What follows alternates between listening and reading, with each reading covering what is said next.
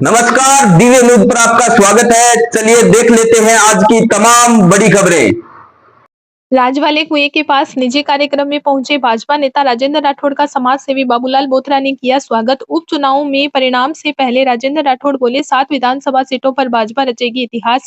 PCC chief Govind Dotasra, Sachin Pilot और अशोक गहलोत पर भी राठौड़ ने साधा निशाना। नेवली उनियारा थप्पड़ कांड पर भी राठौड़ ने रखी अपनी बात। भाजपा के वरिष्ठ नेता राजेंद्र राठौड़ शुक्रवार को सरदार शहर के दौरे पर रहे। इस दौरान शुक्रवार दोपहर 12 बजे राठौड़ राजवाले कुएं के पास किसी निजी कार्यक्रम में शामिल हुए। राठौड़ का बोथरा परिवार की ओर से स्वागत किया गया। समाज सेवी बाबूलाल बोथरा के नेतृत्व में पूर्व नेता प्रतिपक्ष के राठौड़ का स्वागत किया है। इस अवसर पर हनुमानमल बोथरा, थावरमल बोथरा, संजय बोथरा, क्रय विक्रय सहकारी समिति अध्यक्ष ईश्वर राम डूडी, अशोक बेरासरिया आदि उपस्थित रहे। वहीं राजस्थान की 7 विधानसभा सीटों पर हुए उपचुनाव को लेकर मीडिया से बातचीत करते हुए राजेंद्र राठौड़ ने परिणामों को लेकर बड़ा बयान दिया है। राठौड़ ने कहा कि कांग्रेस के लोगों ने समय से पहले ही हथियार डाल दिए हैं। 3 बार मुख्यमंत्री रहे अशोक गहलोत का प्रचार में नहीं आना, सचिन पायलट जी ने सिर्फ औपचारिकताएं पूरी की है।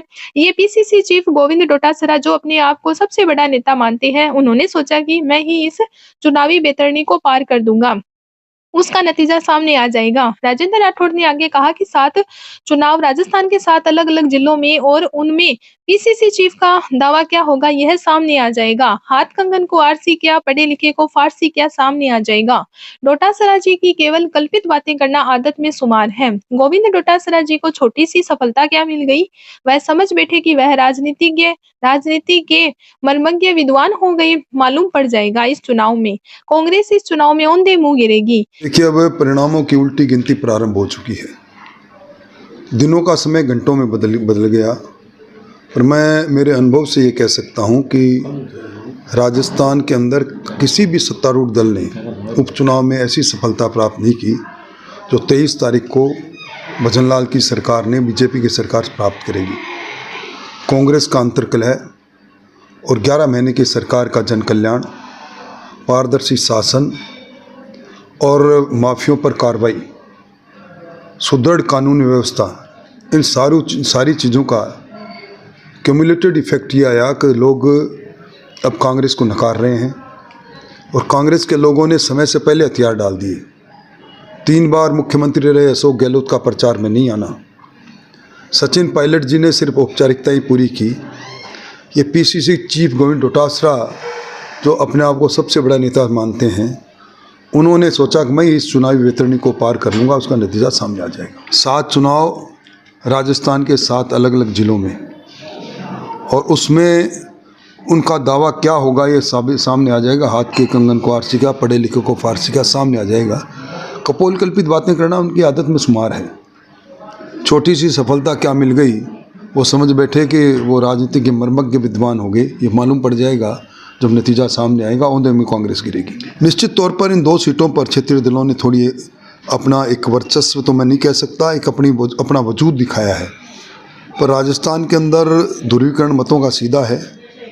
यहाँ कांग्रेस है और भारतीय जनता पार्टी है, बीच में तीसरी ताकत पहले भी नहीं पनपी, आगे भी नहीं पनपेगी।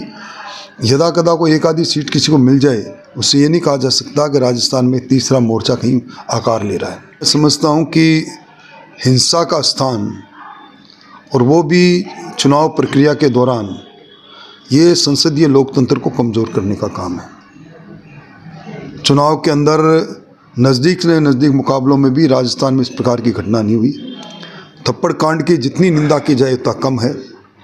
और निश्चित तौर पर जो कार्रवाई तत्काल होनी चाहिए, उसके अंदर मैं तो मानता हूँ तत्काल ही उसमें कार्रवाई करके और उसमें कानूनी शिकंजे में उनको लिया जाना चाहिए था। उसमें विलम्ब हुआ, पर देर आए दुरुस्त आए।